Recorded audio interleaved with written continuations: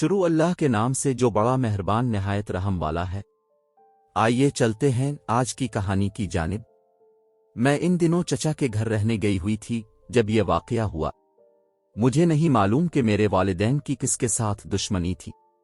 हम पेशावर में रहते थे और मेरी उम्र 18 साल थी। अचानक इत्तला आई कि हमारे घर कुछ लोग घुस आए और मेरे माँ बाप को कत्ल करके चले गए। अगर मैं इस रोज चचा के घर न होती तो शायद उनके साथ में भी कत्ल हो जाती। खुदा जाने मारने वालों का मेरे वालिदैन को खत्म करने में क्या मुफाद था। उन्हीं दिनों मेरी मंगनी अपने चचाजाद शहजाद से हुई थी। मेरे वालिद और चचा अपने बच्चों की इस खुशी को पूरी तरह मिना भी ना पाए थे कि जिंदगी ने ऐसा रूप दिखा दिया कि जीने से नफरत हो गई। इन दिनों में कॉलेज में पढ़ती थी। मुझे तो किसी बात की समझ बोझ न थी। अपनी सहेलियों के साथ मगन रहा करती। वालिद साहिब का अपना खुश्क मेवाजात का कारोबार था और काफी बड़ा बिजनेस भी था। वो एक खुश नसीब ताजिर थे, लेकिन उनके साथ ये सानिहा तभी हुआ जब उनका बिजनेस जोरों पर था। उनके कत्ल होने के बाद चचा चची हमारे घर आकर रहने लगे क्योंकि मैं अब अकेली थी। चंद दिन बाद शहजाद भी हमारे यहां आ गया। इसके आने से मुझे ढारस हुई और इंतहाई गम की हालत में भी मैं खुश रहने लगी। वो मुझे बहुत हौसला देता था। मुझे वालिद के कारोबार के बारे में कोई इल्म न था। ये मामलात चचा जान ने आकर संभाल लिए। सारा हिसाब किताब देखा, मुझसे बयान हल्फी लिया, कुछ कागजात पर साइन करवाए, फिर काफी रकम मेरे नाम बैंक में जमा करवाई। कहा कि ये रकम तुम्हारे लिए काफी है, तुम उसके मुनाफा से अच्छी तरह रह पाओगी। अब्बा जान का कारोबार फरोख्त करके बाकी सरमाया डॉलरों की सूरत में अपने अकाउंट में बैरून मुल्क जमा करवा दिया। ये लोग कुछ माह मेरे साथ रहे। जब जरा गम कम हुआ और मैं कॉलेज जाने लगी तो उन्होंने बताया कि उनका वीजा हो गया है और वो अमेरिका जा रहे हैं। ये भी कहा कि तसल्ली रखो, हम जल्द वापस आएंगे और तुमको ले जाएंगे। उस वक्त तुम्हारे वीजे का मसला है, इसलिए अभी साथ नहीं ले जाएंगे। मेरे साथ अम्मा चीनो रहती थीं। ये औरत मेरी पैदाइश से भी पहले मेरी माँ के साथ आई थी। जब पाकिस्तान वजूद में आया तो इस वक्त अम्मा चीनो 9 उम्र थीं और नई दुल्हन थीं। तभी उनके शौहर और सारा कुंबा फसादात में मारे गए। ये वाहिद हस्ती जिंदा रही तो एक कैंप से मेरे वालिदैन उनको अपने साथ ले आए। इन दिनों मेरे वालिद और अम्मा जान लाहौर में मुहाजिरीन के कैंपों में रज़ाकाराना रफ़ाही काम करते थे। मैंने कभी दुख नहीं देखे थे। वालिदैन के बाद पहली बार मैं गम से आशना हुई। दिल इस गम को सहार नहीं पा रहा था कि चचा चची ने भी अमेरिका जाने का मुर्दा सुना दिया। मेरा दिल बैठ गया। ये मेरे अपने थे जो इस गम में मुझे तन्हा छोड़कर जा रहे थे। मैं इनकी मिन्नतें करने लगी कि मुझे छोड़कर ना जाइए। वो बोले, बड़ी मुश्किल से वीजा मिलता है और हमारा वीजा लग गया है। शहजाद भी हमारे साथ जा रहा है। अगर हम इसको अभी छोड़कर गए या अभी शादी कर दी तो फिर ये यहीं रह जाएगा और अमेरिका नहीं जा सकेगा। इस दिन मैंने सोचा था, काश मैं भी अपने वालिदैन के साथ मर जाती तो अच्छा था। मैंने तो सोचा था कि मेरी शहजाद के साथ शादी हो जाएगी तो हम अबू का कारोबार मिलकर संभाल लेंगे। मैंने इल्तिजा करते हुए शहजाद से कहा, क्या तुम भी मुझे छोड़कर जा रहे हो? तुम तो ऐसा ना करो। मैं किसके सहारे रहूंगी? जाहिदा, अम्मा बाबा कहते हैं कि तुम एक बहादुर लड़की हो, अकेली रह सकती हो। अम्मा चीनों के अलावा बाबा इनायत भी तुम्हारे वालिदैन के पुराने मुलाजमों में से हैं। वो तुम्हारे साथ रहेंगे। हम जल्द चक्कर लगाएंगे, गेबरावे नहीं, थोड़े दिनों की बात है, तब तक तुम तालीम मुकम्मल कर लोगी। मेरे भी मुस्तकबिल का सवाल है। मुझे वहां इसी माह जाकर यूनिवर्सिटी में दाखिला लेना है। मैं जान चुकी थी मेरी खातिर ये लोग नहीं रुक सकते। मेरी जगह अगर उनकी अपनी बेटी होती तो रुक जाते। मेरे वालिदैन का कत्ल हुआ था और ये मामूली बात न थी। मुझे भी हर दम खौफ रहता था कि जो उनको कत्ल कर गए हैं मुझे भी तो कत्ल कर सकते हैं, लेकिन ये लोग मेरे खौफ को नहीं समझ पा रहे थे। वो अच्छे और खूबसूरत अल्फाज में तरह तरह की तसल्लियां दे रहे थे। बिलाखिर मैंने उनके जाने पर समझौता कर लिया। जिस दिन वो जा रहे थे मैं बुरी तरह रो रही थी। एक बार फिर मैंने शहजाद से कहा, मैं अकेली नहीं रह सकती, तुम मत जाओ, मेरी खातिर रह जाओ। अब सब लोगों के चले जाने के बाद मुझे इस घर में बहुत डर लगेगा। उसने कहा, जब मैं कुछ दिनों बाद आऊंगा तो हम इस घर को फरोख्त कर देंगे और नया घर ले दूंगा। अभी इतना वक्त नहीं है कि मकान के फरोख्त होने का इंतजार करें, इसमें वक्त लगता है। जाहिदा, यकीन रखो मैं जल्द चक्कर लगूंगा और अमेरिका से तुमको बाकायदगी से खत लिखा करूंगा। तुम उनको बार बार पढ़ोगी तो तुम्हें ऐसा लगेगा कि तुम अकेली नहीं हो। मैं यहां तुम्हारे साथ हूं और खत के जरिए बातें कर रहा हूं।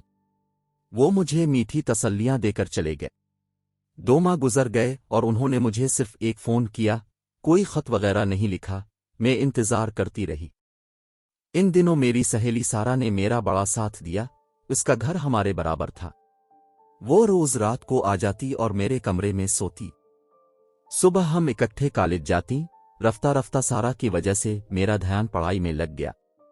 अम्मा मुझको डॉक्टर बनाना चाहती थीं, ये उनका ख्वाब था। मैंने भी अपनी वालिदा के ख्वाब की खातिर पढ़ाई में दिल लगा लिया। CSS तो ना कर सकी मगर वकालत का इम्तिहान पास कर लिया। सारा ना होती तो शायद मैं ये भी ना कर पाती। उसने तो मेरा इतना ख्याल किया कि मैं वालिदैन के गम को भी भुलाने लगी। उन्हीं दिनों उसकी वालिदा का इंतकाल हो गया तो हम दोनों एक जैसे हो गए। सारा दिन साथ गुजरता, घंटों बैठकर बातें करते, कहीं जाना होता तो साथ जाते। कॉलेज में लड़कियां सवाल करती, क्या तुम बहनें हो? हम जवाब देते कि हाँ हम बहनें हैं। एक दिन सारा ने यह कहकर उम्मीद पर बिजली गिरा दी कि वो अपने भाई के पास अमेरिका जा रही है। मैंने अफसुर्दा होकर कहा, तो फिर मेरा क्या बनेगा? प्यारी बहन तुम तो मुझको तन्हा छोड़कर ना जा। मैंने इसकी मिन्नत की। वो भी वही बातें कहने लगी जो चाची और शहजाद अमेरिका जाते वक्त मुझसे कह रहे थे। खूबसूरत और तसव्वुराती तसल्लियां। मैं जल्दी वापस आ जाऊंगी, अबू को चांस मिला है और भाई ने सारा इंतजाम कर लिया है। जाते ही तुमको फोन करूंगी और खत भी लिखूंगी। सारा, सब कहते हैं कि अमेरिका एक बेवफा मुल्क है, जो वहां जाता है वहीं का होकर रह जाता है। मैंने रूकर इल्तिजा की मगर उसे जाना था, सो वो चली गई। जब वो जा रही थी मैं सोच रही थी, खुदारा अब मैं क्यों कर जिंदा रह पाऊंगी? मेरा ये सहारा भी नहीं रहा। अब वालिदैन याद आते तो रात को उठकर रोती थी। 3 माह गुजर गए, सारा का भी खत ना आया। वो भी वहां जाकर मुझे भूल गई। सिर्फ अम्मा चीनो एक हस्ती थी जो मां की तरह मेरा ख्याल रखती थी, क्योंकि इस दुनिया में ना तो उनका कोई था और ना मेरा। किसी दिन में बगैर नाश्ते के कॉलेज चली जाती तो वो परेशान हो जाती। उनको मुझसे सच्ची मोहब्बत थी। उन्होंने मुझको पाला था, गोद में खिलाया था। वो बेआसरा होने का दुख समझती थी। मैं सोचती अगर मेरे वालिदैन ने अम्मा चीनो को अपने पास पनाह देने की नेकी ना की होती तो आज मैं इतने बड़े घर में अकेली ना रह पाती। सच है, नेकी रायगा नहीं जाती। जो कुछ बच्चे करते हैं वो माँ बाप के काम आए आना आए, लेकिन जो माँ बाप कर जाते हैं वो नेकियां बच्चों के काम जरूर आती हैं। काफी दिन ऐसे मायूसी से गुजरे। कॉलेज से आते ही अम्मा चीनो से पूछती, कोई खत आया? जवाब नफी में मिलता। बिलाखिर एक रोज जब कॉलेज से आई तो एक नीला लिफाफा मेरा मुंतजिर था। ये शहजाद का खत था। लिखा था, मुआफ करना तुमको खत लिखने में वक्त लग गया। यूनिवर्सिटी में दाखिला बड़ी मुश्किल से मिला है। वहां मैं मसरूफ हो गया था। आज सेमेस्टर पास कर लिया है। बहुत खुश हूं। आज एहसास हुआ कि शहजाद मुझे नहीं भूला है, बस उनकी जिंदगी ही ऐसी हो गई कि वक्त ना मिला होगा। अम्मा ने सुना तो कहा, बेटी 2 रकत नफल शुक्राना पढ़ो। उन्होंने भी शुक्राने के नफल अदा किए। आज मेरे अपने का खत मेरे नाम आया था। अब मुझे पता चला कि मुझसे ज्यादा अम्मा और इनायत बाबा को खत का इंतजार था। मैं इस वक्त शहजाद को जवाब लिखने बैठ गई। लिखा कि ऐसा लगा तुमने मुझे भला दिया है। आज खत मिला, लगता है नई जिंदगी मिल गई है। तुम्हारा खत लिखना मुझ पर एक एहसान जैसा है कि तुमने वक्त निकाला। सारा साथ थी तो तन्हाई महसूस ना होती थी। जब से वो अमेरिका गई है इसने भी खत नहीं लिखा है। इसे गए 3 महीने से ऊपर हो गए हैं। वो भी अपना अहद भूल गई है। तुमको मिले तो उसे अहद याद दिलाना। तुम्हारे जवाब का इंतजार रहेगा। खत लिखकर मैंने इसी वक्त पोस्ट कर दिया। आज मुझे सारा शिद्दत से याद आ रही थी। اس کے بعد میں نے کبھی کسی کو سہیلی نہیں بنایا۔ کوئی سوچ سکتا تھا کہ جو لڑکی دن رات میرے ساتھ ہوتی تھی، مجھ کو دیکھے بغیر جو زندہ نہ رہ سکتی تھی، وہ مجھے بھلا دے گی۔ چاچی کے ساتھ سارا کو بھی کئی خط لکھے مگر اس نے جواب نہیں دیا تھا۔ یوں سالوں گزر گئے۔ ایک روز سنا کہ سارا آئی ہے، دل کے سب زخم تازہ ہو گئے۔ شہزاد نے بھی جب سے گیا تھا صرف 3 خط لکھے تھے۔ فون بھی 1-2 بار آیا، پھر اس نے فون نہ کیا تھا۔ میری روح اپنوں سے ملنے کو ترس رہی تھی۔ وقت دبے پاؤں چلتا گیا۔ میں نے وکالت کا امتحان پاس کر لیا اور ایک بزرگ وکیل کے ساتھ کام شروع کر دیا۔ صبح کی گئی رات کو گھر آتی تھی۔ اب مجھ میں کافی اعتماد آ چکا تھا۔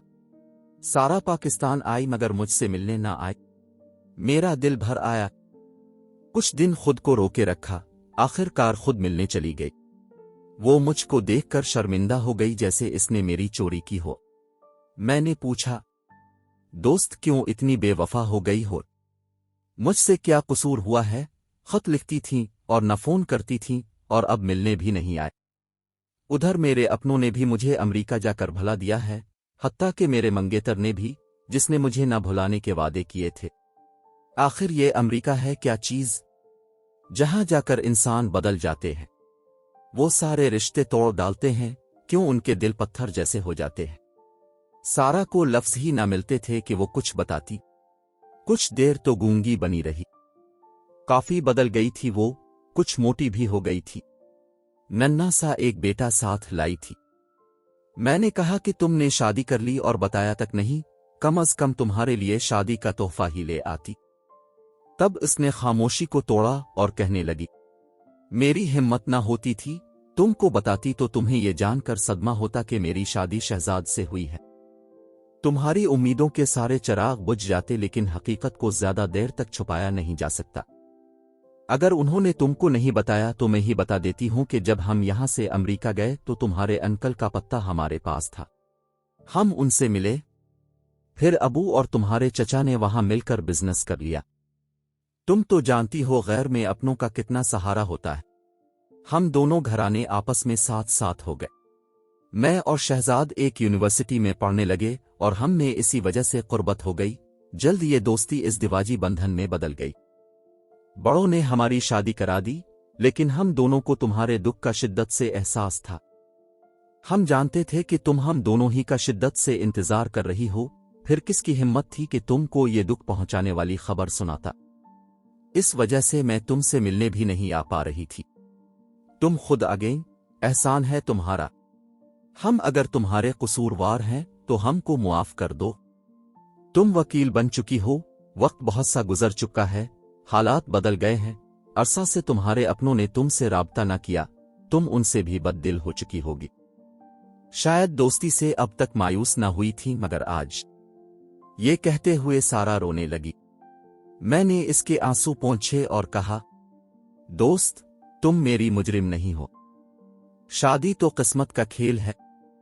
شہزاد کی اگر تم سے شادی نہ ہوتی تو کسی اور سے کر لیتا، کیونکہ میں اس کی قسمت میں نہیں تھی اور وہ میری تقدیر میں نہیں تھا۔ جس کی تقدیر میں تھا اس کو مل گیا۔ تمہارا بیٹا بھی بالکل شہزاد جیسا ہی لگتا ہے۔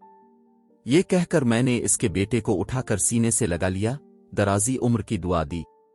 میری آنکھیں چھما چھم برس رہی تھیں اپنی سہیلی سے ملنے پر، جس کی بے وفائی نے مجھے دکھ بھی دیا تھا، لیکن اب میں وکیل تھی، با اعتماد ہو گئی تھی اور حوصلہ بھی پا لیا تھا۔